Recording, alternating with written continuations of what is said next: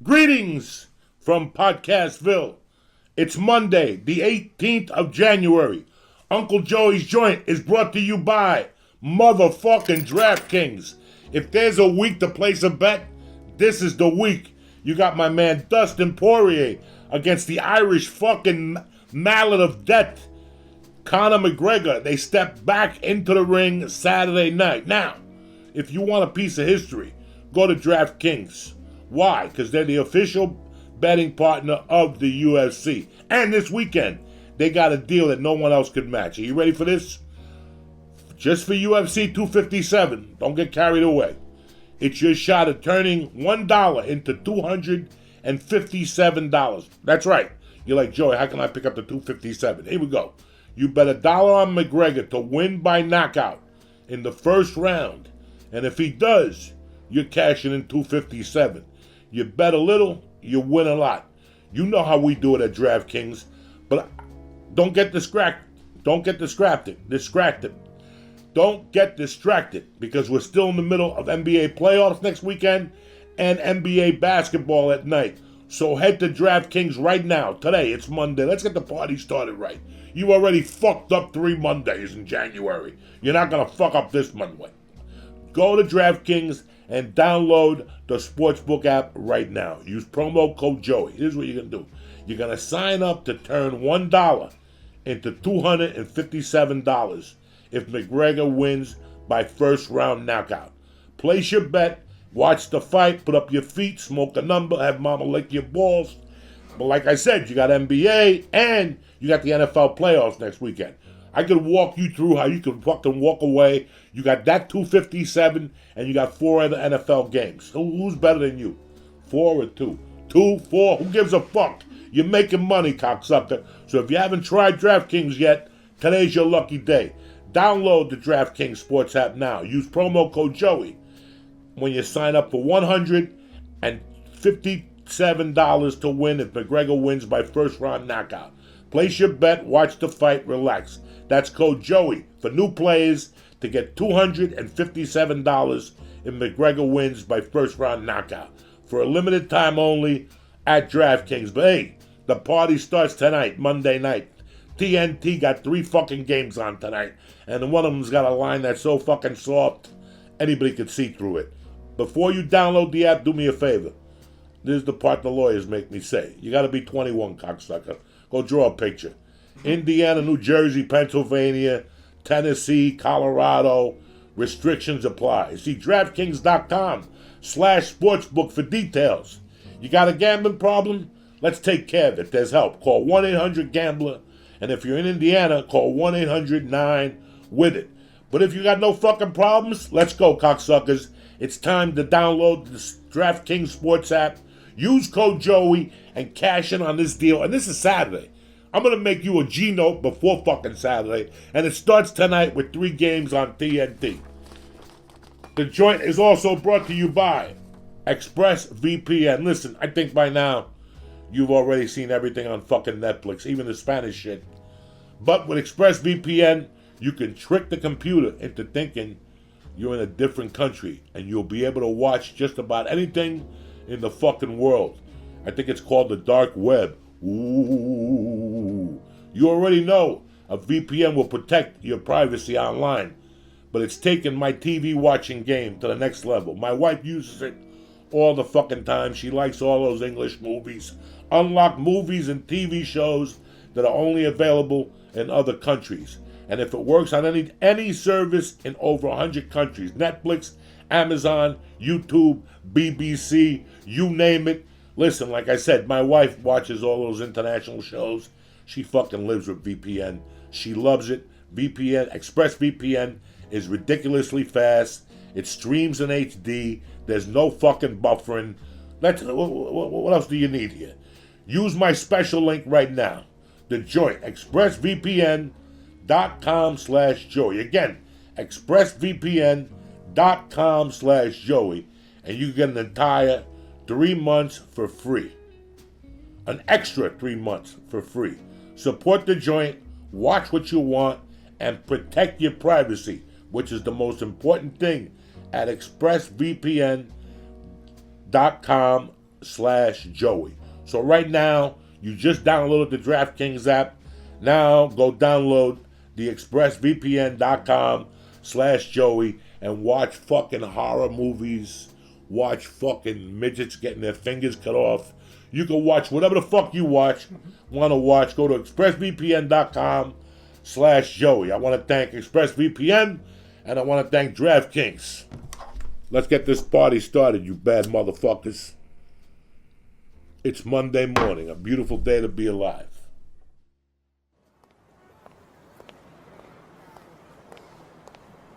Hey, how you doing? Come on in. Yeah, Joey's in the back. Hey, look who it is. What's happening, cocksuckers? Check 1, 2. Welcome to Uncle Joey's Joint.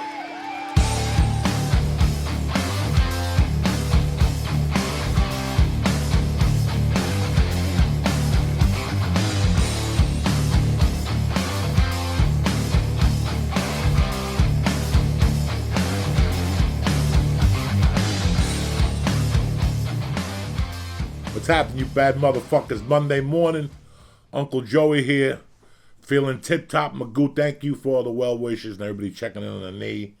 It's doing great, man. I'm way ahead of schedule. I actually walked up steps. I got a 90-degree angle on my bend. I've been having PT. You know, every night I get a call. Hello, is this Mr. Diaz? We will be over tomorrow at 10 o'clock. They come over, they walk me, they beat me to death.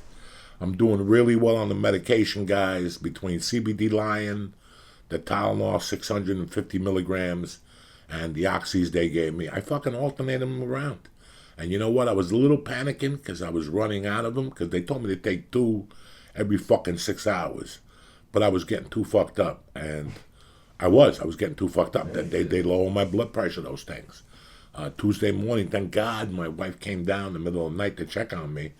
She fucking woke me up. She's like, you're sweating up a storm. I had to take off my sweatshirt, take off my t-shirt, and she checked my blood pressure. She had to give me like fucking salted taffy to bring me back up again. So I was like, you know what?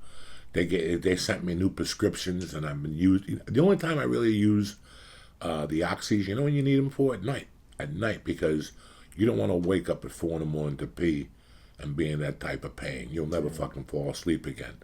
So I've been, like I said, I've been doing my own pain management. So I rub some CBD on. I take some CBD gummies in the daytime. I had 2 boxes of them. I might as well start eating those motherfuckers. They're 10 calories a piece. They've been great in the daytime. Then at night I use the tincture, which gives me a little bit more. I could pump in 5,000 milligrams under the tongue. I got some grape flavored tincture that fucking tastes great. So that was my main concern going into the surgery. I know everybody's concern is he going to go off the fucking reservation with the pain medication. Thank God I'm not a fan. And I knew that. I pretty much tapered off. I started tapering off on Friday. So it's fucking Monday. I feel great. That irkiness you get from Norcos, like all that little weird feeling like if you're living in the Twilight Zone. Agitated? No, I'm not agitated. I mean, when you come down. Yeah, you could tell I'm not agitated. I've been fucking great. Listen, man, I'm 58. I don't expect, what do you expect to be tap dancing the next fucking day? I don't expect that at all. It's going to be some hard fucking work.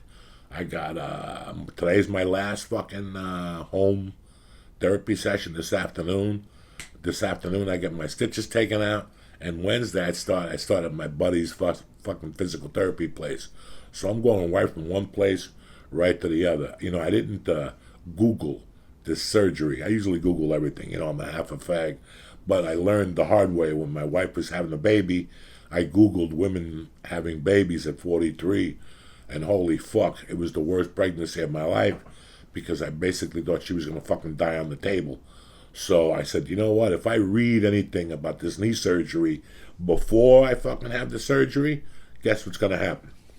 I'm going to fucking cancel it because I'll get too scared. So I think Tuesday, Wednesday, I started Googling and I went to WebMD, what to expect from your knee surgery, recovery time, exercises, and I've been taking it fucking seriously. So right now, in my mind, I still have a little pain. I still walk funny. I need the fucking stroller to walk, the whole thing, the crutches. But in their mind, I'm fucking way ahead of schedule. So that makes me feel fucking great. So for you guys wondering, thank you for all your support with the knee stuff. Last week we talked about accusations, about what it takes to accuse somebody and what it feels like when you get accused. I really, really thought about it all week. It's been something that's been on my mind for almost a year, since all this shit started. How does an accusation start? How do you get it confirmed? Was somebody, well, I called my girlfriend when I got home. That's not good enough. That's just not fucking good enough. There's just so many fucking things. When the other night I have a dear friend that comes over here a lot and sits with me at night and watches football. I mean, when I talk about with dear friends, I'm talking about, let's say I go back with him when I'm 13. And in fact, he gave me Led Zeppelin, The Song Remains the Same, with the Allman Brothers live from the Fillmore on 8-track. Like it was somebody's different 8-track. And he recorded 2 albums over it, like 2 albums over the 8-track. So he gave me that when I was like 13. So, for years I would see him and go, "You're the motherfucker." But him and I were tight friends. When I was 13, he was, I think he's 60 now.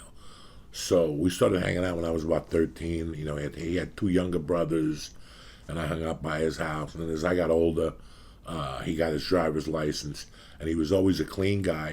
He always was going to be a fucking cop.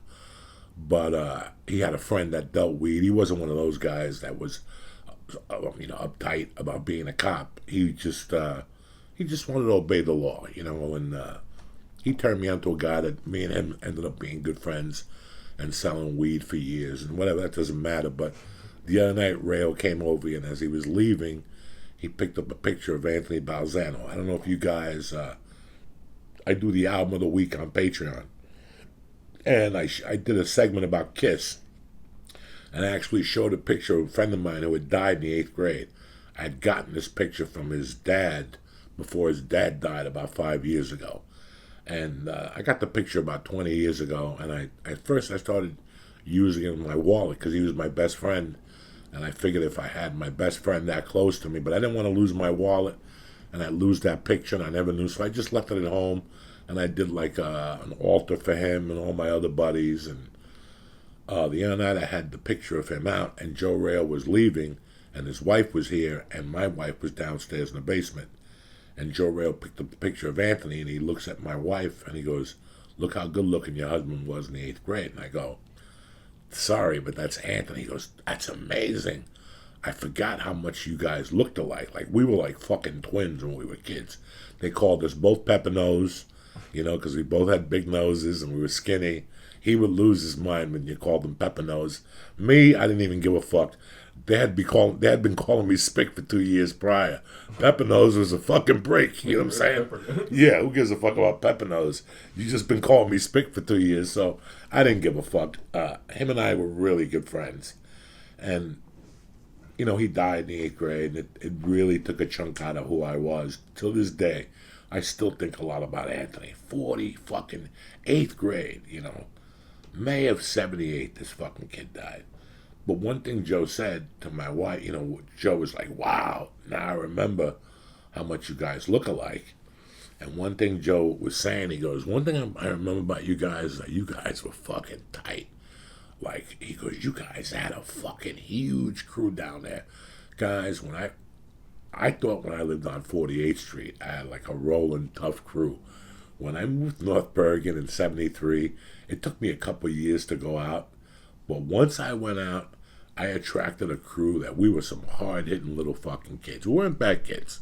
Big difference. We were just hard-hitting kids. We played everything.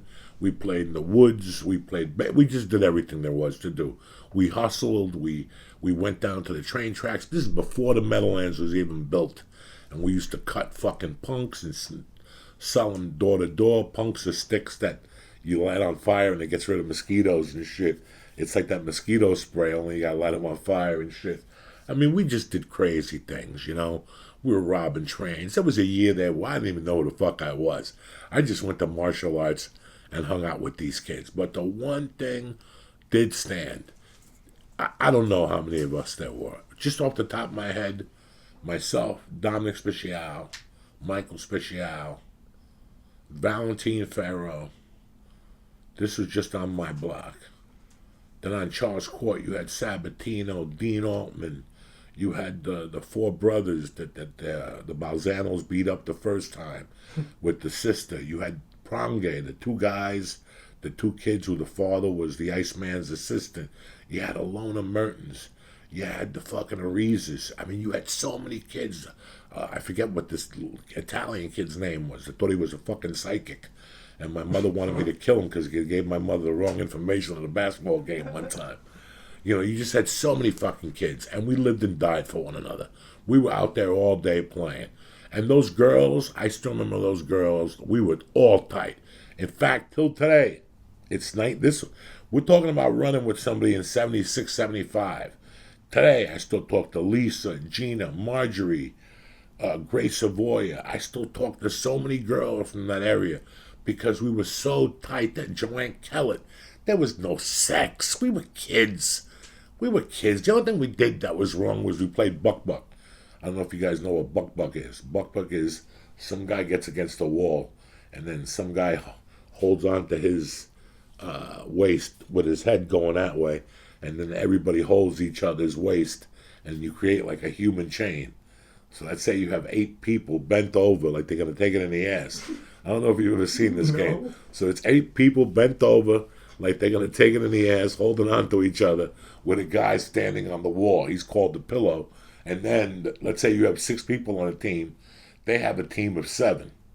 Okay? So it's 7 people against 6 bent over because the 7th guy is the pillow. He's holding and he's coaching. He's telling you, hold on, Mike. Don't bust, you fuck. Because what people usually do. So what you do is you take a run and jump. You come running like 20 fucking... like 20 feet. You take like a run and jump. And then there's one guy bent over. You push off of him and you fly into the air until you land on somebody. So let's say our goal is to land on Mike. We know Mike has bad knees. Our plan is, listen, everybody land on Mike. Mike can't hold all of us up. So then, boom, boom, we land on Mike. The next guy goes, he lands on me. Now I got like 3 guys on top of me. I'm punching Mike. I'm squeezing Mike's ears. Mike's like, I don't mind people on top of me, but why are people poking my eyes out and all this shit? We were kids. We weren't really poking each other's eyes out. We were just like smacking each other and shit like this. No big fucking deal.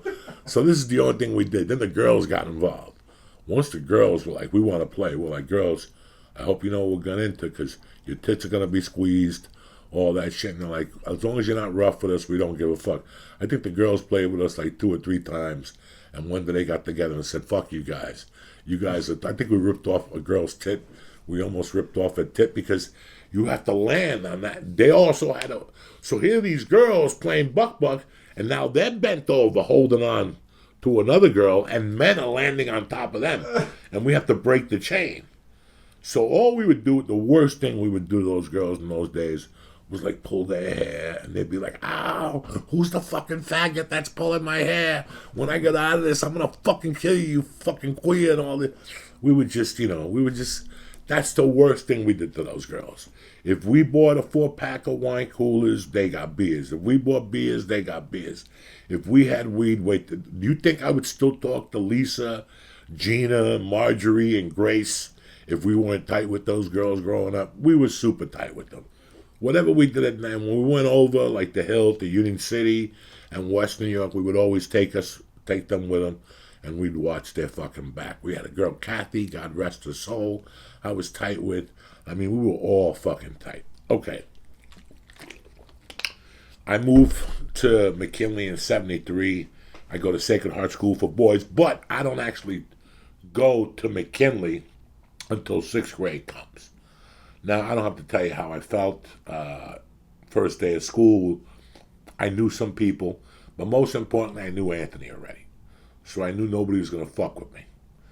Anthony was in the class. I was in the 6th grade. Anthony was in the 5th grade. Anthony had a brother who was in the 6th grade named Jimmy. I was tight with him too.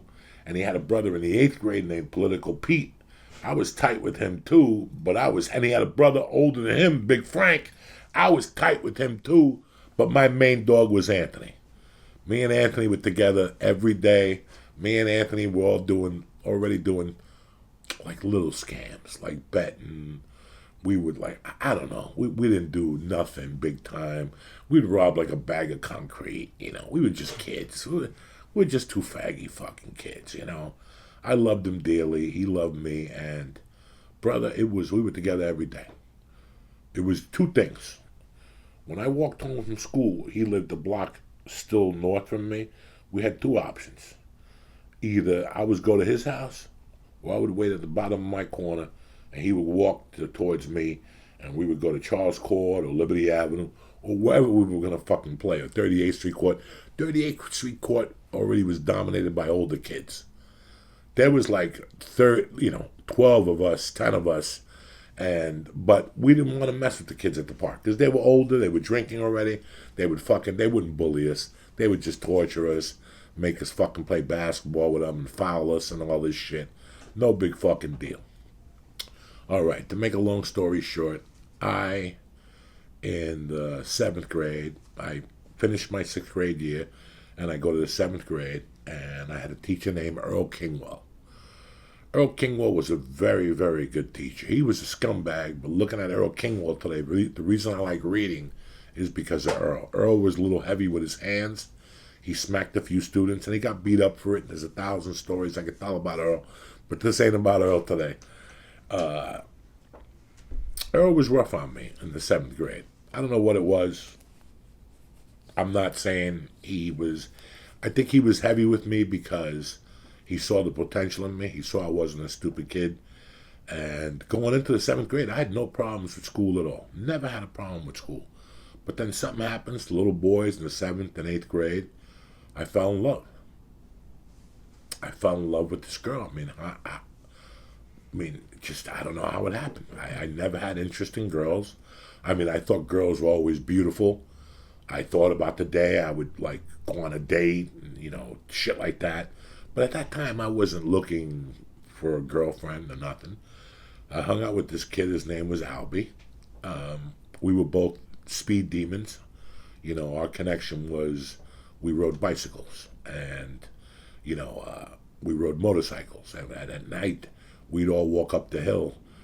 Eddie Lamenka, Mario Arias, Albie, just all of us were into motorcycles. We were just innocent, stupid kids. Anthony, Frankie, Pete Balzano. We were into motorcycles.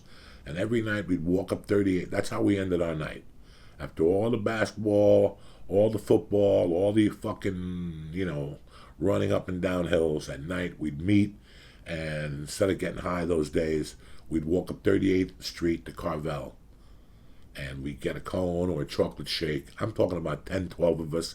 And then we'd go to a Kawasaki dealer. There was a Kawasaki dealer on 39th and Kennedy Boulevard. And we'd basically go to jerk off all over each other. You know what I'm saying? Oh, someday I'm going to have that bike. We're not going to get shit. None of us are going to buy shit. I had the ability to buy shit because I would just make money at my mother's bar. At the time, I probably had a YZ80. Not Kawasaki, I think Suzuki made a YZ80. Don't quote me on this, or tweet me if you do know the exact ones. It doesn't matter. Again, we were all very tight, and then one thing happened one day. Boom. I go to Albie's house, and he's got the cutest sister in the world. She's in the 7th grade. She's in the other class, and I don't know. I think maybe January or February, we used to all go roller skating on Sundays. Like a bunch of fags at the Paramus Mall. We would all get together and go roller skating. Kids, I did it all. I don't want you to think that I did it all. 10, 12, 15 of us, a parent, 2, 3 cars, one parent had a station wagon or whatever. And I just kind of took a liking to her. And I drew up the fucking mustard. You know, I drew up. I got her like flowers one day, and I asked her if she wanted to be my girlfriend, and she said she had to talk to her family. I was like, what the fuck did I get myself involved into? She talked to her family. Her family said, yes, you could be her boyfriend. You could start by doing little things, going to the movie theaters, and taking the grandmother, which I've talked about how much I fucking hate it to this day. It was the only time I did it with. It was the only woman I did it with, and I felt just fucking like a fag. But it was old Cuban tradition. So I took her, I don't know, I wish I remembered what stupid movie we went to see, and the grandmother came. I think I took her to like 2 or 3 movies, and the grandmother came. And then, since I was friends with the brother, I was allowed to go over to the house. And the deal was this. We were going to just kiss and make out, no sex.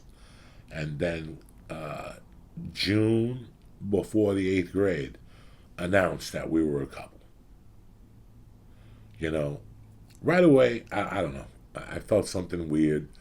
Why do we have to hide and all this shit? You know, you already went to your family and told them. They kind of like giggled at us. We were too young. You know, she was into Donnie and Marie. And on Friday nights, I would go over there and watch Donnie and Marie. And then I smartened up and I'm like, fuck you, Donnie and Marie. I'm staying at home and watching Red Fox, Sanford and Son, and fucking the show with Freddie Prince. I forget what the name of it is. Chico and the Man, you know. Anyway, none of this really matters. I'm just giving you background on what happened. So June of whatever year that was comes, and she comes to me and says, you know, I've been thinking about it. I don't think I'm ready to have a boyfriend yet. And I'm heartbroken. I was never in love with a girl before. I'm fucking heartbroken. I fucking, you know, fall to pieces like Velvet Revolver. I just, you know, I don't know how to take it. But what had also happened throughout the year was that I had fallen in love with her so much that I didn't do anything else. I didn't go to karate. I didn't work on my math. I didn't work on my geography. I didn't work on a lot of things. I barely read. I was in love. I was in love head over heels. What do you want, man? I was a stupid romantic. And in the meantime, my grade slipped. My mom didn't know.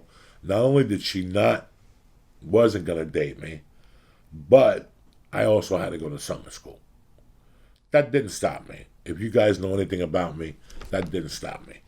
I, you know, got on my hands and knees and prayed to her that she would fucking, you know, please reconsider being my girlfriend, blah, blah, blah. And we still messed around. We had never had sex. Let's get that straight. We kissed and I sucked the titties maybe. And that was it. One day she really looked at me and said, look, because we got caught playing hooky and my mother went off on her. And it was just a lot for both families.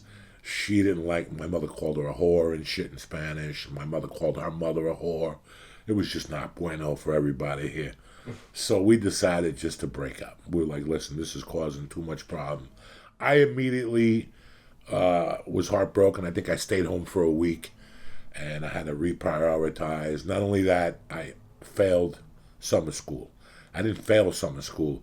I played hooky from summer school to be with her, and I thought that Carmine could cover it up and help me out. I ended up getting fucking left back. You have no idea how bad I feel. Listen to all these words I'm telling you, because you're going to have to make a decision at the end of this. I got left back, so now I got left back. I got no girlfriend. My friends are laughing at me behind my back. Not Anthony, you know. I had tight friends, and they're like, hey, man, it happens. Fuck that shit. You'll get another girlfriend, you know? And I'm like, I don't want no other girlfriend. I want Nikki, you know. I'm a fucking half a fag. I'm a Catholic kid. At that time, I had been in a couple fights, but I really believed I would never, ever do anything bad. You know, like at that time, I just didn't have it. I didn't have any anger in my heart or anything like that. So I sucked it up, guys. I went to summer school. I got thrown out for attendance, and then I realized that I was going to get left back anyway. I took my lumps. I avoided going to Charles Court. I said, that's it. I can't go to Charles Court for a while because I'm too in love with her. I want to get over her. And I dove into basketball. Head fucking first. Going into seventh grade, my second time, that's all I had. I wanted to play basketball. I loved going to karate. I redove myself into karate. And I fucking rededicated myself to the books. I was back. I had Miss Walsh in the 8th grade. I went in there and talked to her. She spoke to me and told me, that we'll be watching you if you fall behind or have any problems. This doesn't have nothing to do with it. But I'm fine. I get over her. I'm playing basketball. I'm back in the groove of things. Don't get me wrong. It must have taken me 90 days to get over her. Maybe, let's say October, November, I'm over her. I see her every day at school. We kind of talk. And I was friends with her brother. So, you know what, man? I had to push it aside. At that early age, in the 7th grade, the second time, I had to learn that, this is part of breaking up with people. You have to move on, and that's it. So we immediately became friends. She was a cheerleader on the basketball team. There was no getting away from her. We just became friends again. And this time we were just friends. She was becoming a beautiful girl in the 8th grade. And in the 7th grade, I still wasn't really dating. That had taken the fucking wind out of my sails. I did become a fan of classic love songs, Baby Come Back, any kind of fool could see there was something, all that type of pop, all that shit I became a fan of, and I dedicated to her. But somewhere along the line, I just got over her. I got so involved in basketball. I wanted our teams to be so good. I got so involved with hanging out with Anthony and his family and Dominic Special. You know what? Nicky went away. Whatever. So the winter came. And went, and then the spring came, right? What comes after the winter? The spring, right? So the spring comes. At this time, I'm still a speed demon. I got a motorcycle. I've got a 10-speed. I've got one of those bikes that just, you go like this, the sissy bar, whatever the fuck, and the high thing, and I would ride around like those fucking dudes you see on all the gang movies and shit. Like my Debo bike. I had a Debo bike, right? Debo died, right? Debo, the guy from Friday. Mm-hmm. Remember, he had a bike. I had a couple different bikes. Well, turns out the kid next door to me, Valentine Farrow, was a tremendous, and I mean, again, another nice, sweet kid. He didn't even know what he was doing, but he just liked working on bikes. You could bring him a bicycle, and he would fucking take the whole thing apart. I mean, he was brilliant. He knew shit that I didn't even think of knowing. He could take the insides of a fucking rim apart and tell you where the fucking ball bearings were slipping. And I mean, I'm like, what the fuck are you talking about? But just learning with him and sitting with him, I learned little things. He would say, I'm not just going to do it to you for free. You're going to have to meet him with the same fucking age. He would be fucking way ahead of me, blah, blah, blah, blah. And he would fix up these bicycles. Between you and me, the Gizzies, Doug Jimenez, all these kids were stealing bicycles. And they would bring them to Gibbonhead Terrace. And we'd buy them, $3, $4, $10, $5. And then our goal was for Valentine to do work on them. And we'd take them up to Union City and sell. That was our little scam at the side. Me, Anthony, Valentine, all of us. That was our little scam. So I think Charlie Gizzy and Doug Jimenez brought us 3 bikes a week. And we'd redo, I'd go buy a can of primer, spray paint. You had to take the VIN number off the bicycle. So you either we had a fucking, oh my God, it wasn't a VIN number, it was like a 10-digit identification number. Like when you first bought a bicycle those days, if you were a decent kid, you used to have to go down to the police station and get the bicycle registered. I don't know if you know this. Back when people were decent and things were decent, as soon as you got a bicycle, you were instructed to go to the police station. How fucking much times have changed. You were instructed to go to the police station and fucking register your name, and they would give you like a sticker. Don't steal this bike. Fuck you. Those are the first ones you stole. You know, because people felt secure with the sticker. Like, it was like a restraining order. Like, he's not going to hit me. Next thing you know, you're OJ's wife on the concrete floor, right? No, it's the truth. Because people think, oh, I got a restraining order. I'm safe. Yeah. See how many people have died with restraining orders. Don't believe the hype. But all these kids believed that they had the fucking...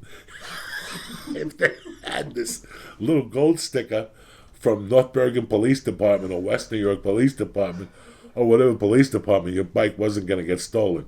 You were done. We had the fucking stuff to take the fucking sticker off, and then Valentine figured out some chemical to take the adhesive off so you wouldn't still see the sticker. And then we would sand it down, and then there was a kid next to him, Clemens. That family had fleas. Like, they all had, what do you call that shit? When everybody has to have a crew cut? Lice? Lice. They all had lice. So you had to, like, fucking stay. We got a social distance from him 50 fucking years ago. I swear to kid. The Clemens, everybody had lice. It was well known in the neighborhood. In fact, the white kids would tell the other white kids, hey, Clemito tiene piojo. That means that he's got bugs. Even the white kids learn how to speak Spanish to code other white kids about the Clemenses.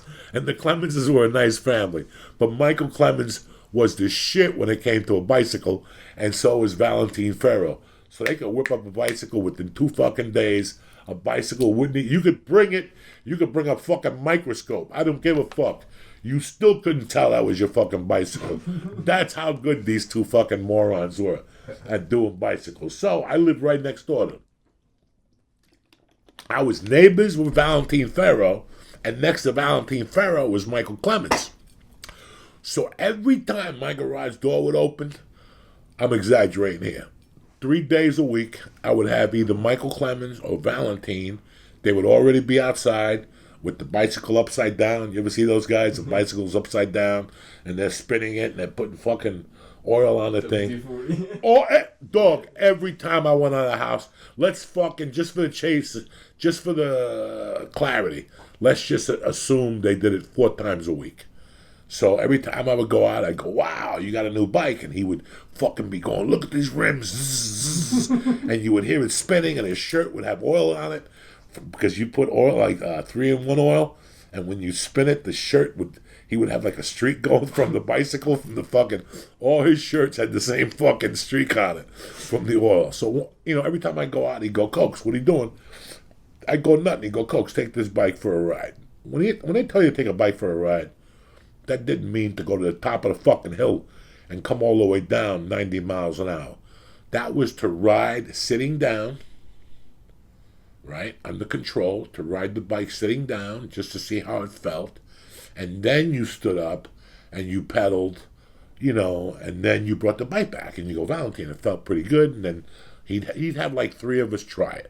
Like he was, you know, me, Michael, and Dominic, or Anthony. He'd have 3 of us try the fucking bicycle. I get on the bicycle one day, and I come out one day, and he's got a bicycle. He's got a 10-speed, a regular silver 10-speed. He had just finished painting it. It was silver with black tape on the handlebars. It was like an English racer. Like a long thing like that. Something that we had never seen before. At that time, we were still into these fucking things, you know. He had an English racer, and it was a black, nice seat with black electrical tape on the handlebars. He put silver caps at the end. I mean, Valentine was a bad motherfucker.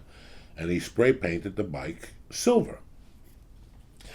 I didn't think twice of it. I come out, Valentine, what's happening? Mr. Otino was out there. What's going on, Otino? Puerto Rican Charlie, whatever, the Puerto Rican fag I told you, the Puerto Rican Nelson was out there. I come out, and I'm not thinking anything. He goes, Joey, Coco, you want to I was taking a bike out. And he goes, no, I want you to take this bike out, see what you think. I take the fucking bike, and I go for a ride. I come back, he goes, what do you think? I go, I dig the fucking bike, but I think there's something wrong with the handlebars. He gets the big wrench, and he fucking whatever. He goes, take it again. I go, okay. I take the ride, I go downhill, and I make a left this time, and I could see again that when I made the left, there was some hesitation in the steering. So I go, let me keep going. It was 38th Street Park, Gibbonette Terrace, Charles Court, then Liberty Avenue. All the action was on Charles Court. Liberty had a little bit of action for kids, Vanacek's, Phillips, Vinny Neglia, Vinny Warhead, not really, the Canellas, but everybody would meet in the middle in Charles Court. So I take my bike, I go to Charles Court. Again, I need to do another left. When I make the fucking left up that block again, I see there's something wrong with the bike. I hear kids playing. I go to the top of the block. It's Charles Court. There's 16 kids out there, girls, and they always were doing something, fucking stickball or buck or hide the fucking kick the can. They were always doing something. So I put the bike down without thinking anything of it. And now Charles Court is a cul-de-sac with a middle. In the middle is an island that has two houses on it. One facing that way and one facing the other way. No big deal. I go up the corner here and I'm on this side. Let's pretend this is the island. It comes all the way down, and then this is where it leads off back to the streets and you could go over to either the park or whatever, but it was basically a cul-de-sac with a little island. And it was such a big block that 3 sets of kids could be playing on it and nobody would know. I could have a set of kids at 3 o'clock, which was usually the case. The Robsons lived at 1 o'clock. Sabatino lived at 12 o'clock. There was kids that lived next to him, I said them before, the ones that were the Iceman's friend's son. And then there was Alona Mertens and the Arizas that went down this block here. Okay? So you could have 20 kids playing at once. Nikki was the girl that I dated, that I was in love with, that now I was over with. She had gone her way, and I had gone my way. We were still dear friends. Her brother was still part of our little bike crew. I don't think her brother was there that day. I think her brother was riding motorcycles with Frank, and we were on the bike, because Albie was a year or two older than me. I was the same age as Nikki. Now that we have gotten let back, we were still the same age. She was just in the 8th grade, and I was in the 7th grade. We had a cool relationship, obviously. We played basketball. I played basketball. She was my cheerleader. Nothing bad happened. We got along. We went to the movies together. We got slices of pizza together. Our 7th grade year, obviously, we went 0-7. It was the worst season of our school's fucking life. So, boom, no big fucking deal. Everything was cool. We're playing. It's got to be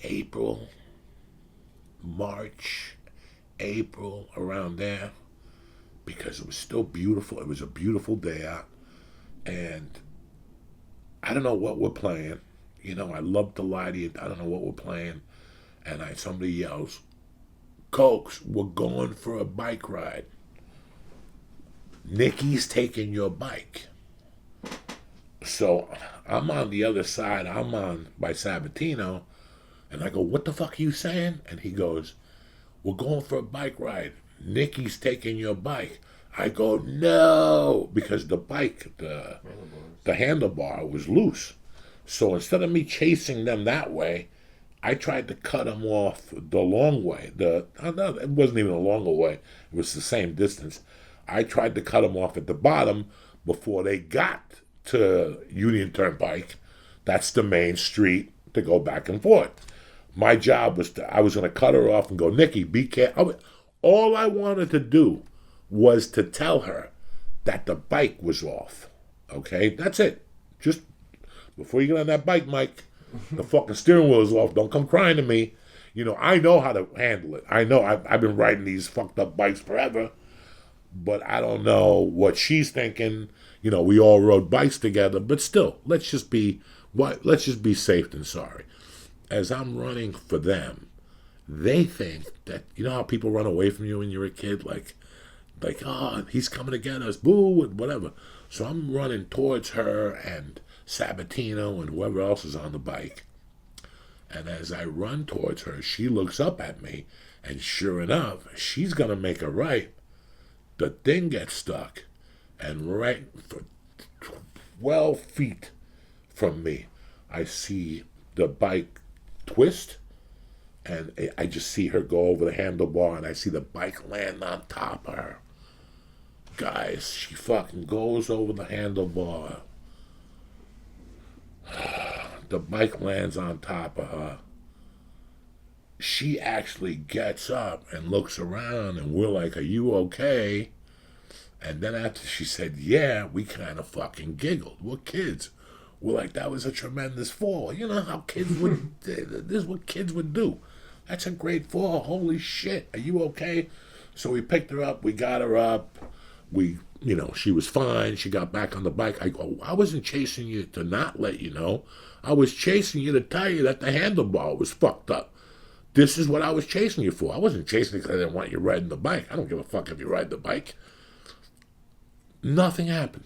Everybody witnessed what I witnessed. Everybody that was on those bikes, let's say at that time there were 6 kids on that bike. Nikki was number 7. I was number 8. 8 of us witnessed what happened. As a matter of fact, after she fell and the bike landed on top of her was when all of us got there with the bikes. We all missed the fall by 5 seconds. And we're like, "Are you okay?" And she was looking around. And then we're like, "What the fuck, Nikki?" And that's when everybody started giggling in the circle. We picked her up, took her home. I never thought nothing of it. I never thought nothing of it. Next day I go to fucking school. I fucking get into my 7th grade fucking classroom that I got left back in. Barone was my teacher, as a matter of fact. She was in the 8th grade. I was in the 7th grade. And Mr. Brown pulls me out in the hallway and he goes, "Did you hear about your girlfriend?" And I go, "No, I don't have a girlfriend." He goes, "You know what I'm talking about, Nikki Ariza. Did you hear about it?" And I go, "No, what happened?" And she goes, "She's in critical condition in the hospital. She had a blood clot in the middle of the night. They had to take her to the hospital, emergency blood clot, and she's on life support. She's going to fucking die." And everything in me fucking stopped. I mean, I loved that girl. I was over her, but I loved her the same way I love Kate Quigley today, the same way I love Felicia. I learned at an early age that you can't fuck everybody. That's why I still talk to Gina. That's why I still talk to Lisa Messina.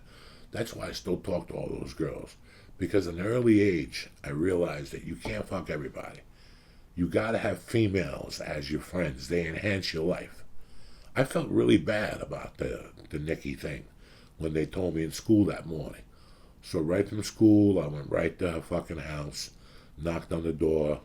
Her mother was there. They asked me what had happened. I told her what happened. We were all there. Other kids had come in to check. Like a bunch of us went over to see what the hell had happened to New Yorker. We all told her what happened. She didn't remember. She was in a coma, so we waited for a couple days, and she came out of a coma, and then I think they didn't allow us to see us. She didn't want nobody to see her in the hospital because they had to shave her head. So, I'm not thinking anything of it, guys. I'm just feeling bad about this girl. She's in a coma. She's coming home. When she comes home, we all go over there. I went out of my way. I bought a box of exotic fucking fish. Those, the nice red ones. I didn't just buy it. Fish? Yeah, in those days, before COVID and shit, you went up to the Chinese store and you stuck your hand in the thing in a bag. You counted out. I bought 25 fish, and you paid them 25 cents, whatever. I went above and beyond. I bought her roses. I bought her a case of the goldfish. We all chipped in and got her a card, the whole fucking thing. And I went over there, and the mother was cool.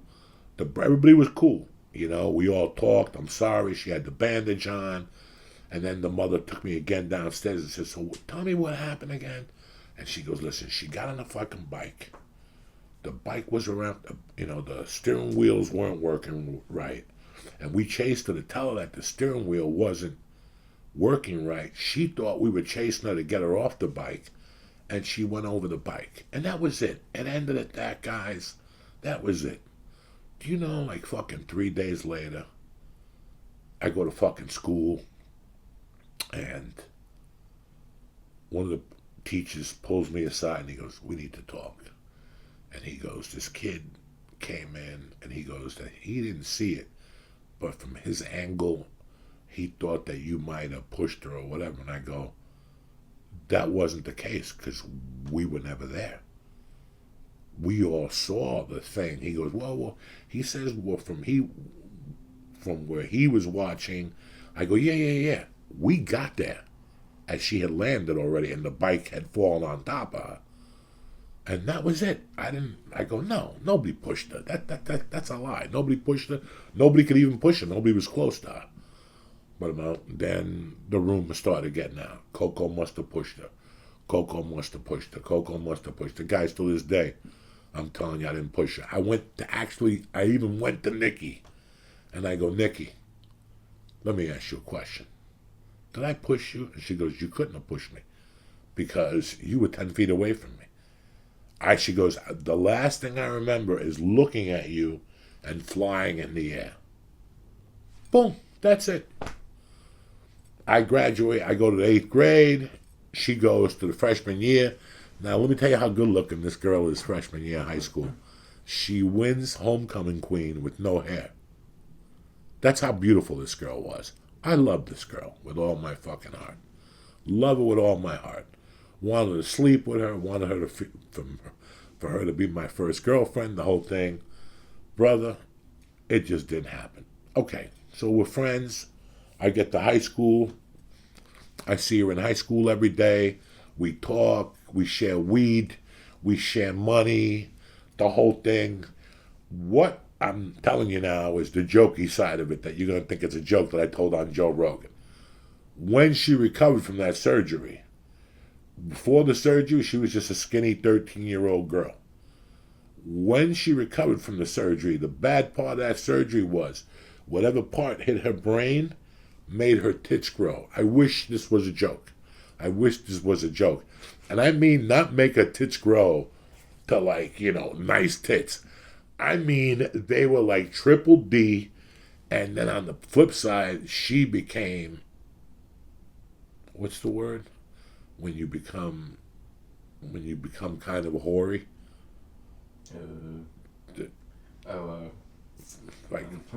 She started sleeping with a lot of guys.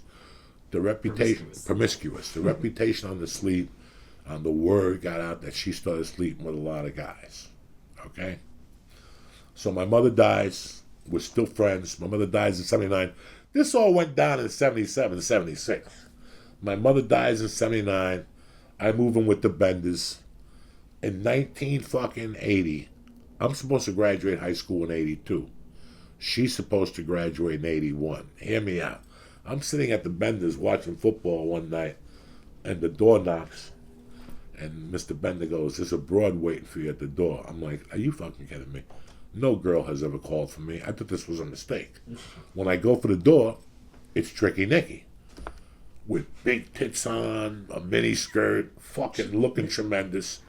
I go, "What's happening?" And she goes, "Can we talk for a minute?" And she tells me this guy that she was dating was going to take her to the prom if I could take her to the prom instead. Between me and you guys, I was so, this had to be 81, right? I was on drugs, I was on acid every day. I was still living with the Benders, so it was before I got thrown out of the Benders, April of 81.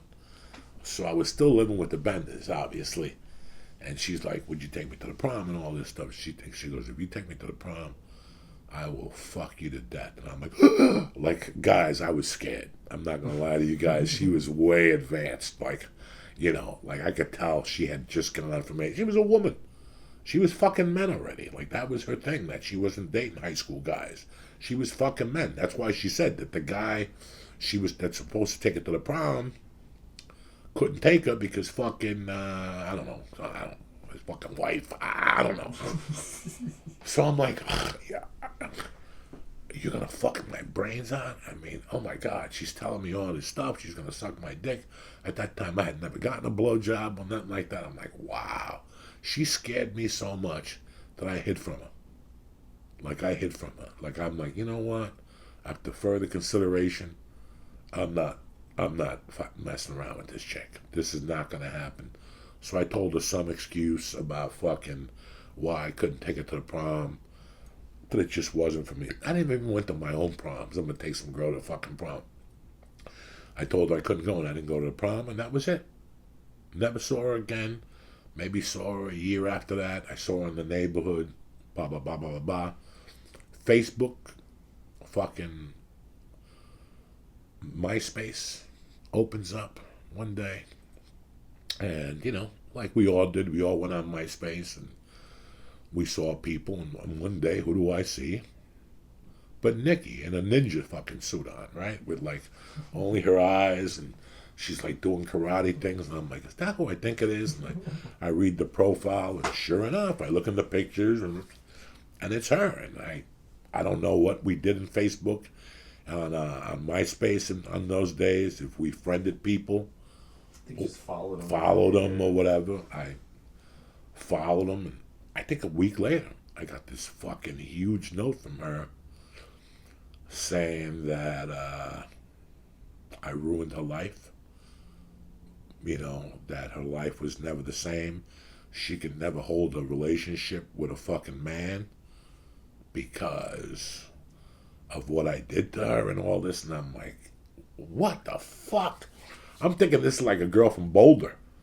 Like, maybe I dated a girl in Boulder and she got it wrong, and maybe, no, this is who this was. So I immediately, hey man, I don't know what the fuck is your problem, but I loved you. I mean, what is your fucking problem? And she goes, well, I thought about it throughout the years, and I felt that maybe you did push me. And I'm like, no, you didn't say that.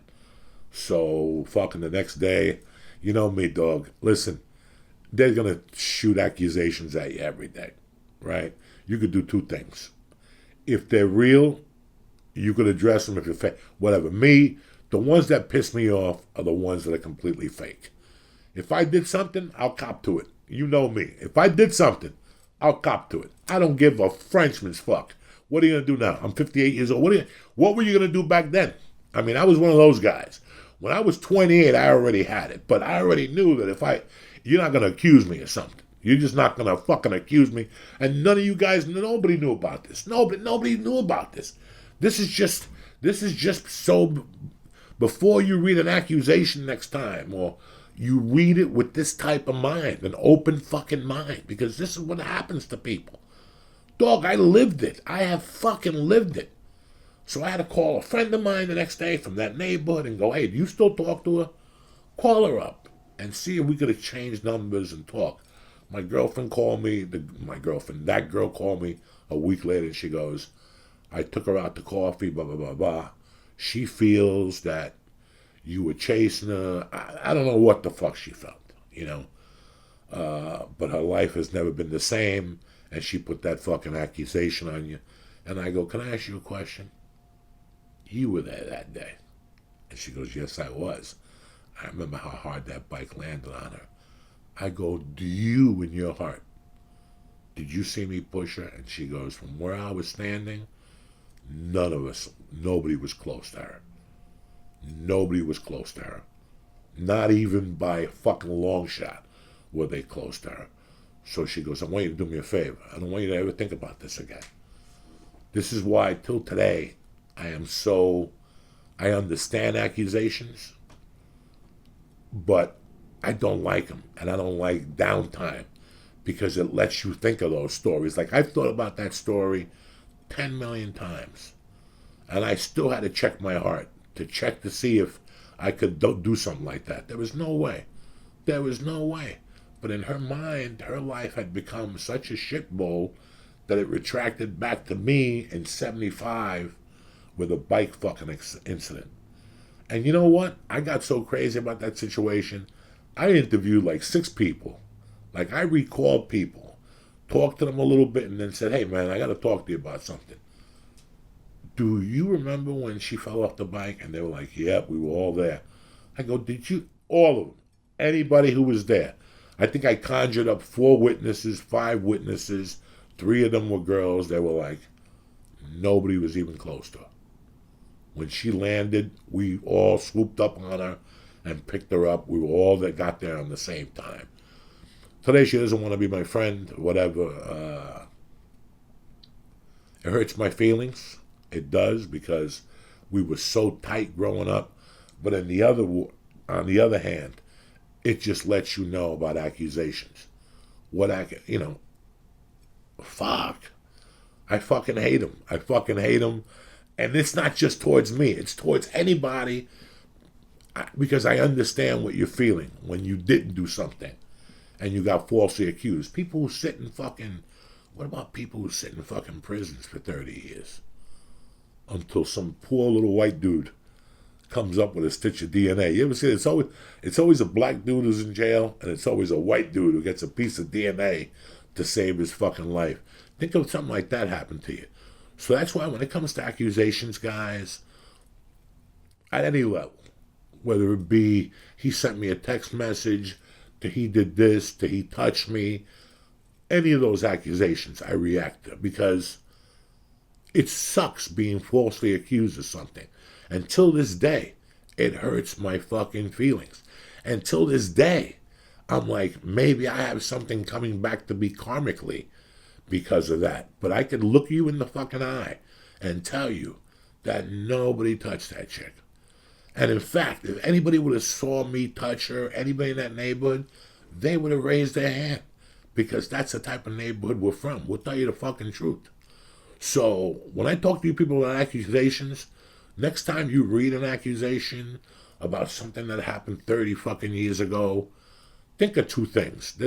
I don't know if you've ever read the Sammy the Bull book. Sammy the Bull has an interesting fucking book. The one that he sold, that he made the money from. He has an interesting chapter in that book. And it's about after he joined the Gambinos, he went and had to be somebody's understudy. He had to be this guy's understudy. Every day, the guy made him report to him. The guy was an older Italian guy, and all the guy cared about in those days was fucking fruit and growing vegetables. I forget what the guy's name is in the book. He had his fucking cigar, and he had his feet. Goes, whenever you went to see him, he'd have his feet rolled up, his pants rolled up in the mud. This is why I'm using this story, just so this is how I look at things. He said that he got to become a gangster under him because this Tato Aurelio, that was the guy's name, was Tato. Tato taught him 2 things. Tato taught him one thing that was very important that I learned growing up, okay? He said that while he was there, every day somebody would come in with a beef. Like Mike would come in and go, fucking Joey took me on the road. He was supposed to give me $500, but instead he gave me $400. You know, he fucking ripped me off. And then Tato would go, all right, Mike, go home. Let me talk to Joey the next day and see what Joey has to say, you know. And without Mike's knowledge, Joey would come the next day and Tato would ask him, what happened? Why is Mike mad at you? And he goes, I took him on the road and I paid him. He said that you said you were going to give him $500, but you ended up giving him $400. I go, no. Ask him again. I told him that if I sold out the shows, I'd give him $500. I didn't sell out the shows. That's why I gave him the $400, but I still paid him his dough. I still paid for all his dinners, and I still took great care of him. The next day, Tato sends for Mike, and he goes, I had Joey here yesterday. He enjoyed your company. He loved you to death. He said everything went great. He said that he said to you, yes, he'll pay you $500 if he sold out. And then the guy would go, oh, I didn't fucking hear that part. And he goes, you know, from sitting there all those years and watching that, I started doing something extra, and that's listening. Listening to two sides and see where bro, there's two sides to every fucking story. Okay? I don't know if you guys watched last week. There was a big thing going on with Carlos on Bobby Lee. Guys, I fucking love Carlos Mencia. I love Carlos. Carlos, in the very, very beginning, helped me out a lot. I don't like, and you know how I feel about Bobby. I love Bobby to fucking death. I don't like, it's a beaten record. It happened 20 years ago. Move on with your life. What I don't like about it is that still, after 20 years, Carlos is still like weaving. Yeah. He's chucking and jiving. Carlos, we love you. It's been 20 years. Just say, yes, I stole the joke and move on. I watched that, somebody called me and said, did you watch Carlos on Bobby Lee? At least Bobby Lee had the balls to fucking confront him. I go, I tried to confront him during the warm-ups of, like when somebody comes to a podcast and you're setting up the lights and you ask them, where am I sitting? I confronted him then. I go, let's talk about the joke stealing. And he looked at me and he's like, what joke stealing are you talking about? And I was like, I'm not even going to go there. Like, after all these years, if you're still fucking banging your head, saying to yourself, I was not involved in it, I can't talk. They even did a documentary and put you on it and called you a joke thief and whatever. I'm not mad at Carlos.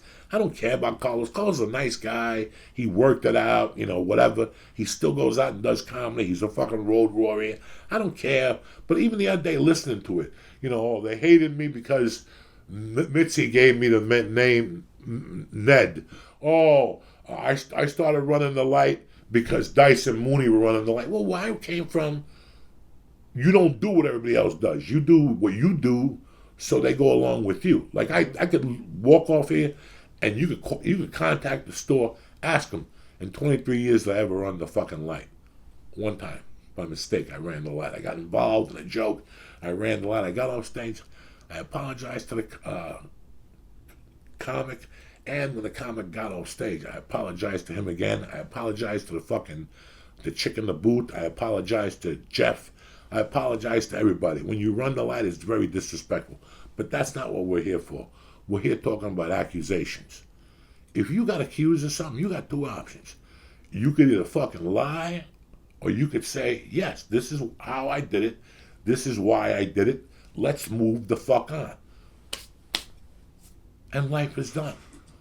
But for you to sit there and stuff all these years, for me, with the Nikki thing, it makes me want to cry. Like, why I almost broke down and cried before when I was telling you the story, because I cared for her that much. I cared for her that much. If she was just a girl and I fucked or whatever, no, I cared about her that much. And I cared for her more after I dated her because I realized how much of a fucking jerk-off I was for falling in love. I was too young for falling in love. But the point of all this is accusations. Accusations fucking suck. But let's go to the main course of this whole thing was, where there's smoke, there's fire. So also remember that. Now, if we were sitting here having a conversation of 3 chicks flying through bikes around me, it's pretty tough to Joey to get himself out of that one. Not that I'm getting myself out of anything. I'm just explaining to you how it goes. When I got accused in 85 of robbing Joanne Liggio's house, a very dear friend of mine, again, what year is it right now? 2021. This was 1985. That means we're going to go on 36 years ago. It was robbed during the night of a fucking football dinner or some shit, which they usually do in January or February. I was accused of it. I lived in Cresskill, New Jersey. I called the cop, North Bergen police, the next day when they accused me. I said, I got a fucking alibi. I don't know what time they stole it, but I couldn't have robbed it because there's 3 different fucking people looking to kill me in North Bergen. I'm not going to North Bergen, especially to rob a family I know. But they had the balls to say I robbed them. They made the accusation. Some people believed them. Some people didn't. But guess what? I never got mad at the people that believed them. I never got mad at the people who took their chance, who took their back. Why do you think? Because where there's smoke, there's fire. I'm a fucking thief. So, yes, I robbed Michael's. I had robbed a couple things. Now, I got no leg to stand on. Do you understand what I'm saying to you? So where there's smoke, there's fire. So next time an accusation comes out about an actor, a comic, a fireman, somebody close to you, I don't give a fuck. It's true. Use logic first before you make your final before you go in there with your words. I see people condemning people online, and this is what pisses me off. I want you, before you agree with that accusation or disagree with that accusation, I want you to think about both fucking sides. Think of both sides. Think of the accuser and the chick or the man accusing them. Think of how the fuck they feel. Maybe they didn't do it. Maybe there was a chance that they didn't do it. Did you ever think of that? I always, before I fucking dive into something, I always like to look around, check around. It's like when I found out about Ron Jeremy. Did I rip him off my wall? I didn't have him on my wall, on the podcast. No. I talked to 2 different porno producers who told me horrible stories that I did not know about, that you didn't know about, that nobody knew about. That gave me the power to rip that picture down of Ron Jeremy. But I didn't rip it down before that, just because once they arrested him, you're coming down. Once I hear stories and they get confirmed, then I make my fucking hypothesis, which basically is an educated guess, and I attack. So even when they tried to go after me this year, if you look at that video, there's so many things you could attack. What are you attacking? What are you attacking? Was it Joe Rogan laughing? Was it 20 women? Was it sucking my dick before the joke? Yeah. You didn't even know what you were attacking. You didn't even know what you were accusing. I'm accusing him of laughing. I want you to think about it 9 months later, that they were accusing poor Joe of laughing. Of laughing. That's how bad of a time we got. And he addressed it. I don't give a fuck. I laughed. So what? Who gives a fuck? And they moved the fuck on. And that's what the problem is today. You get accused of something, you didn't fucking do it, you fucking stand up and you fight for yourself. The same way I've done for years. I've done 1,000 things. If you come at me right now and accuse me of kidnapping, can't do it. Well, you can't accuse. I've never been accused of kidnapping. I've been accused of kidnapping, but not convicted of kidnapping. That's a big motherfucking story. I've been convicted of burglary. Big fucking story. So if you accuse me on a burglary, if you say to me right now, Joey, my house got robbed across the street right here in Jersey, yeah, I could be a suspect because robbery was in my fucking circle, you understand me? But no, don't accuse me of something that I wasn't, like a tree jumper or something like that. That sucks, being accused of a tree jumper, rape, and all that shit. That shit sucks. So next time you buy into one of those things, before you buy into it, do all the fucking research you can, okay? In my case, I did research for all these guys that you couldn't do, because I was living in LA at the time, and I could ask around and I could see. You people are just going off assumptions and videos and whatnot. Get the full story. Next time a comic comes to your town, go to that show, pay for a ticket, invite him out to dinner, talk to him, get his opinion on it, and see what the fuck went down and what didn't go down. This is why I don't like accusations and I don't believe in them. And that's the fucking podcast. It's Monday, the 18th of January. It's Martin Luther King Day, one of the greatest men of all fucking time. He set us fucking free. He straightened us out until fucking whatever. Well, anyway, who gives a fuck about all that shit? I just want to bring you to church today on a Monday, let you know I'm doing great. I'm feeling great. And that's a story you didn't know about me. A lot of people didn't know about me. That till today, it bothers me. And the bother of that was that it was a false claim. If it was true, fuck it. It's true. It doesn't bother me. There's a lot of things I've been accused of that I didn't do. And that I was so far off the path of doing that it didn't even make sense. Again, if somebody robs you, if something's missing in your house, I'm a suspect. I can't get myself out of that one. That's the fucking facts. I love you cocksuckers. Have a great fucking Monday. Have a great week. We're on Patreon if you want to see the album of the week. Last week, I don't know what the fuck it was. I don't know what it's going to be this week. But we're just having a good time over there, motherfuckers. I don't know what my next stand-up date is. We're just trying to get up through all this fucking COVID. All I know is I'm going to try hard this week and finish my first chapter. I'm maybe a paragraph or two away. It took me 3 weeks to finish a chapter. I should be ashamed of myself. But, dog, I did it thanks to you guys. So if you're writing a book, maybe we could write this together. We're all in the same doghouse. We all bleed when we get cut. I love you guys with all my heart. Welcome to week 3 of January, and I will let you know. I will post it exactly when I'm finished with the first chapter. But here's the sad thing about it. As I looked at the book last night, there's like 18 more chapters. I'm in fucking hell. I'm never going to finish this. But anyway, I love you guys with all my heart. I'm going to stick to this. This is my goal for 2021, and this is a goal we'll be sharing together. If you want to tweet me and let me know your goals, be more than welcome. If not, go fuck yourself. Have a great week. Uncle Joey loves you. And now for a word from our motherfucking sponsors. All right, you cocksuckers, I want to thank you again for listening to the church. We had a good time. I got to talk to you some shit that nobody's ever heard before, but you heard it today. Hey, anyway, before I get out of here, the joint has been brought to you by ExpressVPN. Like I told you in the beginning, you've been in lockdown for almost a fucking year. I think you've seen everything on Netflix already by now, right or wrong.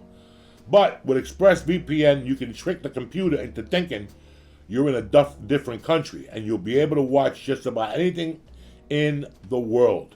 You already know a VPN will protect your privacy online, but it's taken my TV watching game to the next level. Better yet, my wife fucking loves this shit. Between the horror shows and the English movies, unlock movies and TV shows that are only available in other countries. And it works with any service in over 100 countries. For example, Netflix, Amazon, YouTube, BBC, you name it, they fucking got it. Like I said to you, my wife goes upstairs to a little nook at night. Sometimes I go upstairs and I hear these fucking English people jumping, and that's what she's watching. Something on ExpressVPN. And it's ridiculously fast. It streams in HD, and there's no buffering, and it works for every person and every device in your home. It's as easy as pie to use. Even a guy like me, I'm a fucking dumb fuck. Just push one button to change your location, and you're watching Rick and Morty in fucking France. Are you kidding me or what? Use my special link right now. Here it is. Grab it. Grab a pen.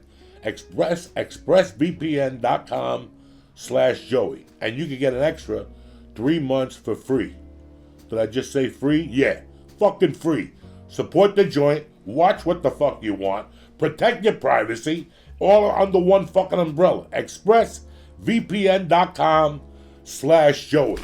The joint is also brought to you by, you ready for this word? Money, bitches. A.K.A. DraftKings. UFC 257. McGregor, Poirier. And there's a couple other fights on the card that are tremendous. But forget this. This is what DraftKings is doing for you this Saturday. McGregor steps back into the ring, right? If you want a piece of history, you're going to go to DraftKings. Not only are they fucking the best sports app around, but they're also the official betting partner of the UFC. And this weekend they got a deal nobody else can match for you. Are you ready? Listen to this one. Just for UFC 257, it's your shot at turning $1 into $257. That's right, it's that easy. You bet McGregor to win by knockout in the first round. And if he does, you bet you be cashing in $257 fucking dollars. That's a gram of blow, a half a blowjob, and a bag of weed and some fucking cocktails. All right, there you go on you. Nobody knows nothing. You bet a little, and you win a lot, and then you win a lot. You know how we do it at DraftKings. But don't get distracted, because I'll tell you what, you're still in the middle of the NFL playoffs, and you still got NBA basketball tonight. We're going to make some money. We got 3 TNT games alone. Plus, we got a couple other NBA games, plus a couple college games. And all you need to do is pick one winner to get your bankroll started. You roll into Saturday, you're already up 500-600. Bam, you pick up your 257. Who needs fucking unemployment? Tell Biden to shove that check up his ass. You're making real paper. So head over to DraftKings right now, America's top-rated sportsbook, to check out all their promotions. And if you haven't tried it yet, what the fuck are you waiting for? Download the DraftKings Sportsbook app today. Now, it's safe, secure, reliable, and most important, it's your fucking money. Deposit and withdraw at your convenience. Download the top-rated DraftKings Sports app today, right now. Use promo code Joey, Joey. You cannot be that stupid. Joey, and turn $1 into $257 if McGregor wins by first-round knockout. Nice or no? That's fucking beautiful. Place your bet and watch the fist fucking fly this weekend. That's code Joey for new players to get $257 if McGregor wins by first round knockout. And it's a limited time only. Go to DraftKings Sportsbook right now. But listen, let's not worry about Saturday. Let's worry about how you're going to make some paper tonight. Because as far as I'm concerned, Monday is fun day. We're starting tonight with 3 TNT games. Download the DraftKings Sportsbook app, press in code Joey, and lock yourself in for UFC history with $257. $1 turns into $257. That's better than the fucking picket.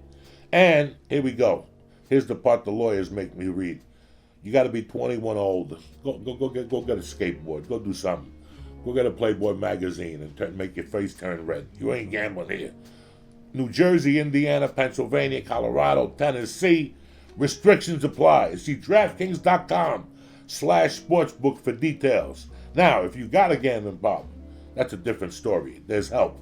You got to call 1-800-GAMBLER. And if you're in Indiana, call 1-800-9-WITH-IT. I don't want you lurking around here with a fucking kiss of death problem. But if you're all clear, fuck it. Download the DraftKings Sportsbook app. Use code Joey, and let's make some fucking cash the third week of January. I want to thank DraftKings. I want to thank ExpressVPN. But most importantly, I want to thank you motherfuckers for always having my back. Stay black. Have a good fucking week. And I'll see you Wednesday morning. Tip-top motherfucking Magoo. There you go. Who the fuck you think you're dealing with?